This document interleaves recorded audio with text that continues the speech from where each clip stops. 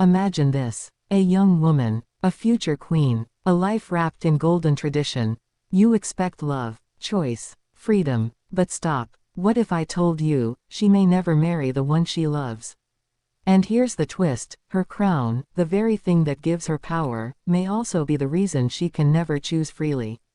Princess Leonor of Spain, the future monarch, the daughter of King Felipe VI and Queen Letizia, a figure adored by millions. Yet her path, already carved in marble, may leave no space for her own heart. This is not a fairy tale. This is monarchy, and monarchy rarely bends for love. Why? The answer lies in history. For centuries, European royals have been chained by duty. Love stories crushed under the weight of dynastic obligations. Think of Princess Margaret, the sister of Queen Elizabeth II. She loved Peter Townsend, but she was forced to give him up for the crown's sake. Or King Edward VIII. He chose love over duty, and it cost him the throne. History whispers one lesson: royals rarely marry their true loves without consequences. Now think of Leonor. Born in 2005, she has grown up in the spotlight. Every step of her life is scrutinized. At just 18, she began her military training. Not by choice, but by necessity. To prepare her for the crown. Her life is already an emblem of sacrifice.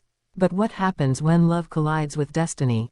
Here's the truth: marriage in royalty is not just about love. It is politics, strategy, symbolism. Who Leonor marries will not only define her personal life, but also the image of the Spanish monarchy itself.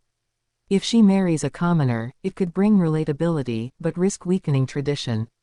If she marries royalty, it could strengthen Spain's ties abroad, but at the cost of her personal happiness. But here's the deeper question: does she even have a choice? Yes, times are changing. Royals across Europe have broken barriers. King Felipe himself married Letizia Ortiz, a journalist, a commoner, and even a divorcee. In Denmark, Crown Prince Frederik married Mary Donaldson, an Australian. In Norway, Crown Prince Haakon married Mette Marit, a single mother. Love triumphed over protocol. But can Leonor expect the same? Pause. Let's explore the tension. Leonor's marriage will not just be her personal decision. It will be a national matter. Politicians will whisper. The church will comment. Newspapers will speculate. Every Spaniard will feel they have a stake. Imagine being 20, 25, 30, and knowing your wedding isn't just your day, but Spain's day. A crown hanging over your heart.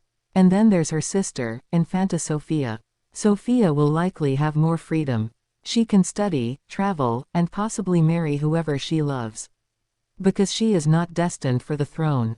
But Leonor, her love life may be reduced to negotiations and compromises. A chessboard where every move is calculated.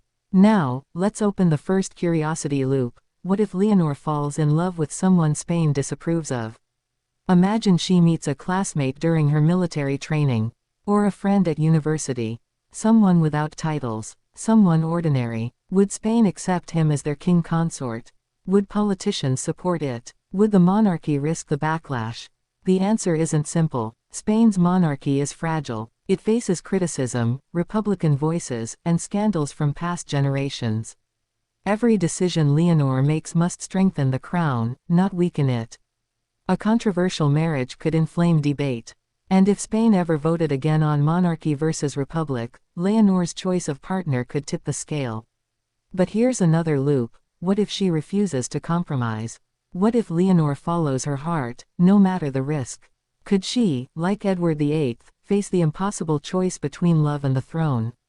Spain has never faced such a crisis in modern times. The world would watch. Europe would hold its breath. And history would repeat itself in a new chapter. Now picture the emotional weight. Leonor, standing in her palace, her crown polished for the future. But in her hands, a letter. From the one she loves. Asking her to choose. Can you feel the tension? The pull between heart and crown. That's not just fiction. That's the silent war inside every royal heir. And yet, hope lingers. Because times are different. Today's royals are allowed more humanity. The world celebrates love stories. Spain itself adored King Felipe's choice of Letizia, a commoner. Could the people rally around Leonor if she marries for love? Could they say, Yes, she is one of us. That possibility exists. But so does the risk. Think of the emotional scars if she cannot. Imagine her smiling at official banquets, shaking hands with diplomats, while her true love fades into memory. A queen to millions, but alone in her heart. History has painted this picture before. Queens who gave everything for duty but lost themselves in the process. But let's turn the lens. What if her marriage is not just about Spain, but about Europe? A royal union could tie Spain closer to Denmark, the UK, or Belgium. A partner from royalty could symbolize unity. And unity matters in a fractured Europe. The political stakes are high. Which means Leonor's choice will not be small. It will be global. Now pause again. Ask yourself, would you trade love for a crown? Would you give up your soulmate for your country? Would you sacrifice your heart so that millions could believe in your throne? These are the choices Leonor may face. And they are heavier than any crown. Look deeper. What about her parents? King Felipe and Queen Letizia know this struggle. Felipe once fought for love, defying tradition to marry Letizia. He succeeded, but only after storms of criticism. Will he encourage Leonor to do the same? Or will he caution her, reminding her that the crown comes first? The royal family's silence will speak volumes. And Sofia, the younger sister, may be Leonor's greatest support. She may whisper, "Choose love." She may remind Leonor that life is too short to live for others. But even the closest sister cannot carry the weight of the throne. That is Leonor's burden alone. Here's the paradox. If Leonor marries for duty, she may win her country but lose herself. If she marries for love, she may win her heart but risk her crown. Either way, she pays a price. And that is the tragedy of monarchy. A throne never comes free. The final loop, the future. Spain will watch closely. The world will analyze every rumor, every friend, every public appearance. Social media will dissect her relationships. Her privacy will vanish. And when the time comes, her choice will not just be a wedding. It will be a test of Spain's monarchy itself. So why may Princess Leonor never marry who she loves? Because she carries more than her own heart. She carries history, duty, a nation's fragile trust. And the crown is merciless. But remember this, history evolves.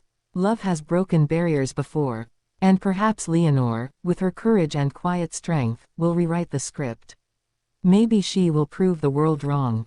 Maybe she will show that even queens can love freely. Until then, the question remains. Will Princess Leonor be a queen with a crown of gold, or a queen with a crown of thorns? Only time will reveal the ending.